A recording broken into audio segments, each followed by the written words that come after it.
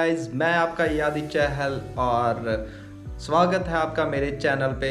आपने इस वीडियो पे इसीलिए क्लिक किया है क्योंकि आप या तो सिंगापुर ट्रिप प्लान कर रहे हैं या फिर आप सिंगापुर प्लान करने के बारे सोच रहे हैं। मैं आपको कुछ ऐसे टिप्स एंड ट्रिक्स बताऊंगा जिनकी हेल्प से आपका सिंगापुर ट्रिप बहुत ही आसान हो जाने वाला है। तो इस वीडियो को स्टार्टिंग से लेकर एंड तक ज़रूर देखिएगा और अगर आप मेरे चैनल पर नए आए हैं तो इस वीडियो को चलते चलते लाइक कर दीजिए, कमेंट कर दीजिए और मेरे चैनल को सब्सक्राइब करना मत भूलिएगा। तो चलिए स्टार्ट करते हैं।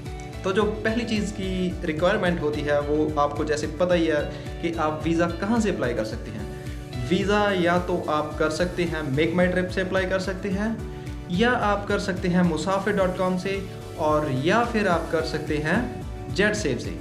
और लोकल एजेंट्स भी काफ़ी होते हैं, आपको मैं डिस्क्रिप्शन में लिंक दे दूँगा, तो आप लिंक के थ्रू जो भी आपकी सिटी के नियर बाय जहाँ पे भी आप रहती होगी वहाँ पे आप लोकल एजेंट या इसकी नॉर्मल फ़ीस जो गवर्नमेंट की तरफ से है, सिंगापुर गवर्नमेंट की तरफ से है, वो है ओनली पहले 300 थी, 500 रुपीज़ कर दी गई है। तो कोई ख़ास मुश्किल वाला काम नहीं है, बहुत ही आसान प्रोसेस है सिंगापुर वीज़ा का। तो ये हो गई पहली चीज़। और सेकंड चीज़ की अगर हम बात करें तो वो मेन चीज़ जो टिप है वो आ जाती है करेंसी। करेंसी आपको क्या चीज़ साथ में कैरी करनी चाहिए वो आप 2-3 तरीक़ों में कैरी कर सकते हैं।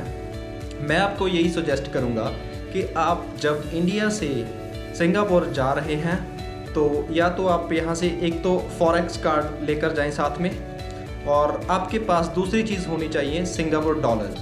सिंगापुर डॉलर्स हो गए, आप यहाँ से ही चेंज करवा कर ले जाएं। और तीसरी चीज़ जो आपकी किसी भी कंट्री में आप अगर ट्रैवल कर रहे हैं तो थर्ड चीज़ जो आपको रिक्वायरमेंट होगी US डॉलर्स। वो आप साथ में कम से कम 500 to 1000 डॉलर्स आप हमेशा अपने साथ रखिए। फॉरेक्स कार्ड भी आप अपने साथ रखिए, जिसके ऊपर इंटरेस्ट वगैरह कम पड़ता है। वो ज़्यादातर आजकल जो मार्केट में चल रहा है वो है नियो ग्लोबल कार्ड, उसे आप बाय कर लीजिए। तो वो आप काफ़ी आपके काम आने वाला है अगर आपने करेंसी निकलवानी है। तो कभी भी आप सिंगापुर या किसी भी एयरपोर्ट पे आप करेंसी एक्सचेंज मत करवाइए, क्योंकि एयरपोर्ट्स के रेट बहुत ही हाई होते हैं और आपको काफ़ी मतलब के ऊपर प्राइस पे करना पड़ जाएगा अगर आप एयरपोर्ट पे करेंसी चेंज करवाते हैं। तो उसके लिए मैं आपको यही सजेस्ट करूंगा कि आप या तो इंडिया से लेकर जाएं सिंगापुर डॉलर्स और US डॉलर्स। तो अगर आपको इन केस अगर आप यहाँ से नहीं लेकर जा पा रहे हैं, अगर आपके पास टाइम नहीं है, तो उस केस में आप क्या करें, अगर आपको सिंगापुर एयरपोर्ट या इंडियन एयरपोर्ट आपको कहीं पे भी करेंसी एक्सचेंज करवानी पड़ जाती है, किसी भी एयरपोर्ट पर आप किसी भी कंट्री में ट्रैवल कर रहे हैं, तो उतनी करेंसी ले लीजिए जिससे आपका थोड़ा सा टाइम के लिए सर जाए। आप एयरपोर्ट से बाहर जाके सिटी में जाके कहीं पे भी लोअर प्राइस रेट्स पर करेंसी एक्सचेंज करवा सकते। ये खास ख्याल रखने वाली चीज़ें हैं जहाँ पे आप काफ़ी सारे पैसे सेव कर सकते हैं, अपने बहुत मनी सेव हो जाती है छोटे छोटे टिप्स और ट्रिक्स की हेल्प से। नंबर पर आ जाते हैं आपके डॉक्यूमेंट्स। डॉक्यूमेंट्स में आपके पास होना चाहिए आपके वैक्सीनेशन सर्टिफिकेट्स। PDF भी अपने फ़ोन में रख लीजिए आप एज अ सॉफ्ट कॉपी, और उसे आप एक फ़ोल्डर बना के अपने बैग में डाल लीजिए जिनकी आपने हार्ड कॉपीज़ निकलवा ली हों।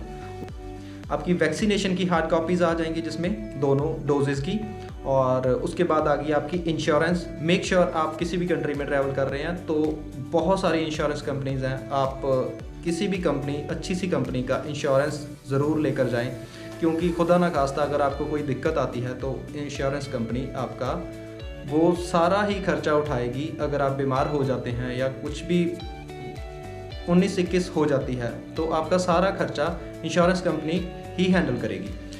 उसके बाद आपके पास जब आप इंडिया से सिंगापुर फ्लाई कर रहे हैं तो आपके पास होगा सिंगापुर अराइवल कार्ड, वो भी आपने बड़े ध्यान से साथ में रखना है। और वीज़ा आपका आपके पासपोर्ट के ऊपर हो गई, स्टैंपिंग वगैरह होगी पासपोर्ट को। ये चीज़ें हैं जो आप अपने पास रखेंगे बड़े ध्यान से, इन चीज़ों की आगे जाके आपको ज़रूरत पड़ने वाली है।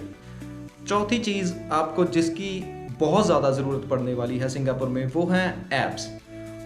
ऐप्स तो वैसे काफ़ी सारी हो जाती हैं, मैं आपको 2 ही ऐप सजेस्ट करूँगा। एक तो है गोदेयर और एक है ग्रैब। ये ऐसी ऐप्स हैं जो आपको सिंगापुर के आसपास जो भी कंट्रीज़ हैं, जैसे थाईलैंड होगी, मलेशिया होगी, इंडोनेशिया, सभी कंट्रीज़ में ये ऐप्स आपके काम आ जाएंगी।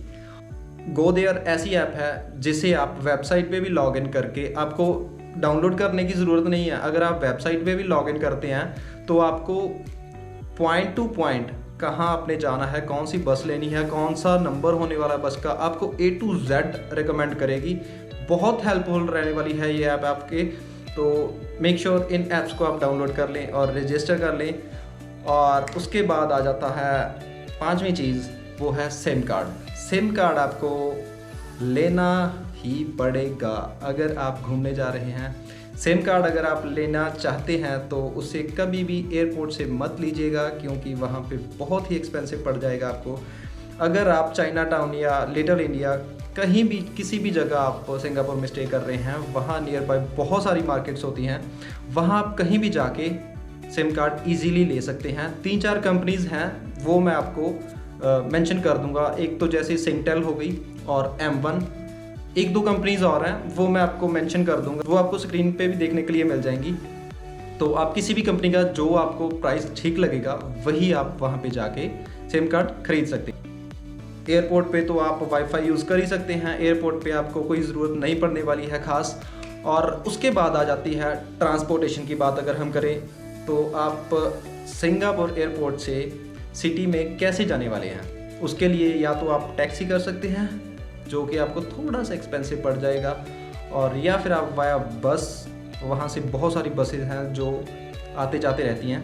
उसके बाद आ जाता है same as similarly Delhi metro, वहाँ पे MRT है, उसे MRT बोलते हैं। उसके हेल्प से आप किसी भी स्टॉप पर जाके अपना उतर सकते हैं, वो बहुत हेल्पफुल रहने वाली है। उसके लिए आपको एक कार्ड लेना पड़ेगा, वो जो कि आपको $10 के अराउंड कॉस्ट करेगा, 10 सिंगापुर डॉलर्स।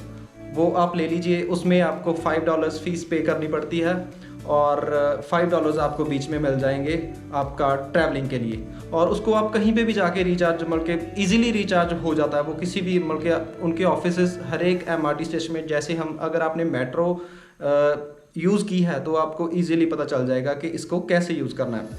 अगर नहीं भी किया तो बहुत ईजी है, जो वहाँ का MRT एक्सेस है बहुत ईजी है। हम कार्ड की बात करें तो वही सेम कार्ड आपका बसेस में भी चल जाएगा। तो ये था ट्रांसपोर्टेशन का सिस्टम। तो अगर आप वहाँ पे जा रहे हैं तो आप सीरियसली फील करोगे कि बहुत ही अच्छा है, well connected, well maintained, well clean, बहुत ज़्यादा साफ़ सुथरा है सिंगापुर। जब आप जाएंगे तो आपको पता चल ही जाएगा। तो जाइए, एंजॉय करिए। उसके बाद अगर हम अकोमोडेशन की बात करें तो अकोमोडेशन आपको पता ही है बहुत ज़्यादा महंगा भी कर सकते हैं आप जितना चाहे। लग्जरी का तो कोई मूल्य ही नहीं है, जितना मर्जी आप पैसा खर्च कर सकते हैं, कम से कम का भी कोई वो नहीं है। अगर आप बजट फ्रेंडली रहना चाहते हैं तो मैं आपको यही सजेस्ट करूंगा कि आप हॉस्टल ही बुक करें। हॉस्टल स्टार्ट हो जाते हैं 700-800 से स्टार्ट हो जाते हैं, जो कि 3000, 4000, 5000, 10,000 आपके बजट के ऊपर डिपेंड करता है। तो बहुत ही लग्जरी हॉस्टल्स हैं सिंगापुर में। तो आप अपने लोकेशन के हिसाब से वही हॉस्टल सेलेक्ट कीजिएगा जहाँ से आप MRT स्टेशन और बस स्टॉप नज़दीक ही पड़ जाए। आपने कहीं पे भी जाना है, जैसे यूनिवर्सल स्टूडियोज़ हो गया, बे एरिया हो गया, कहीं पे भी अगर आप जा रहे हैं आपको नज़दीक पड़ते हों सारे। आप जब ओपन करेंगे my.com से देख लीजिए, मेक माई ट्रिप से देख लीजिए, गोआईबिबो से देख लीजिए, तो अगोड़ा से देख लीजिए, जहाँ से भी आप बुक करेंगे तो आप वहाँ पे मेंशन किया होता है। आप गूगल पे भी एक बार डाल के चेक कर लीजिएगा कि कौन कौन से स्टेशंस आपको नियर बाय पड़ने वाले हैं। तो उससे क्या होगा, आपका काफ़ी वॉकिंग डिस्टेंस कवर हो जाएगा। अगर आप दूर ले लेते हैं तो आपको काफ़ी वॉकिंग करनी पड़ जाएगी। तो ये था हमारा अकोमोडेशन का। आप होटल्स भी बुक कर सकते हैं, वो थोड़े एक्सपेंसिव पड़ जाएंगे, वो तो ऑब्वियस ही बात है, ठीक है। तो अगर आप एज अ ग्रुप जा रहे हैं तो आप Airbnb भी ट्राई कर सकते हैं। तो आपको अपार्टमेंट्स वगैरह मिल जाएंगे, तो वो ईज़िली आपके लिए सारा जो भी आपका ग्रुप का एक्सपेंस होगा वो आप में डिवाइड हो जाएगा। वो काफ़ी चीपर पड़ जाते हैं। तो अगर आप बिल्कुल ही फ्री में काइंड ऑफ एक्सपीरियंस करना चाहते हैं तो उसके लिए तो आपको पता ही है, काउच सर्फिंग आप कर सकते हैं। उसके लिए आपको होस्ट्स ढूंढने पड़ते हैं, तो उसके लिए थोड़ी आपको मेहनत करनी पड़ेगी, ठीक है।